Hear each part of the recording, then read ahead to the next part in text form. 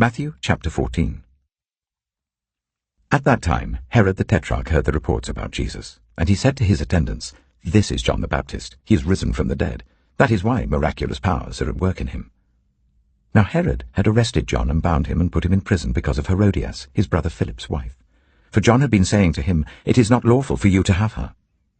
Herod wanted to kill John, but he was afraid of the people because they considered John a prophet. On Herod's birthday, the daughter of Herodias danced for the guests, and pleased Herod so much that he promised with an oath to give her whatever she asked. Prompted by her mother, she said, "Give me here on a dish the head of John the Baptist." The king was distressed, but because of his oaths and his dinner guests, he ordered that her request be granted and had John beheaded in the prison. His head was brought in on a dish and given to the girl, who carried it to her mother. John's disciples came and took his body and buried it. Then they went and told Jesus. When Jesus heard what had happened, he withdrew by boat privately to a solitary place. Hearing of this, the crowds followed him on foot from the towns. When Jesus landed and saw a large crowd, he had compassion on them and healed those who were ill.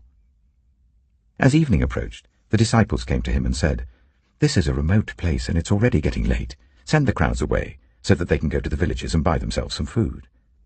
Jesus replied, "They do not need to go away. You give them something to eat." "We have here only 5 loaves of bread and 2 fish, they answered.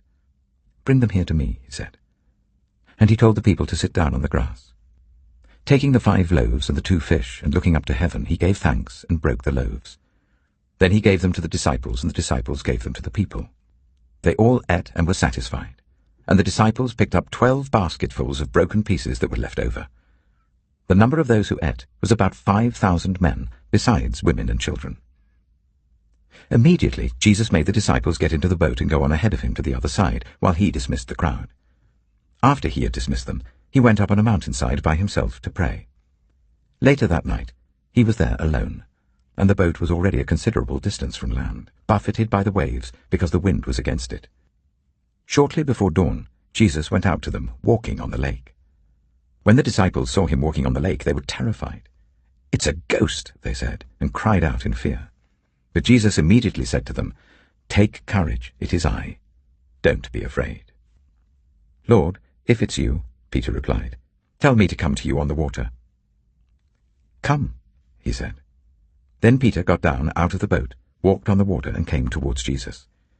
But when he saw the wind, he was afraid, and beginning to sink, cried out, "Lord, save me." Immediately Jesus reached out his hand and caught him. "You of little faith," he said, "why did you doubt?" And when they climbed into the boat, the wind died down. Then those who were in the boat worshipped him, saying, "Truly, you are the Son of God." When they had crossed over, they landed at Gennesaret. And when the men of that place recognized Jesus, they sent word to all the surrounding country.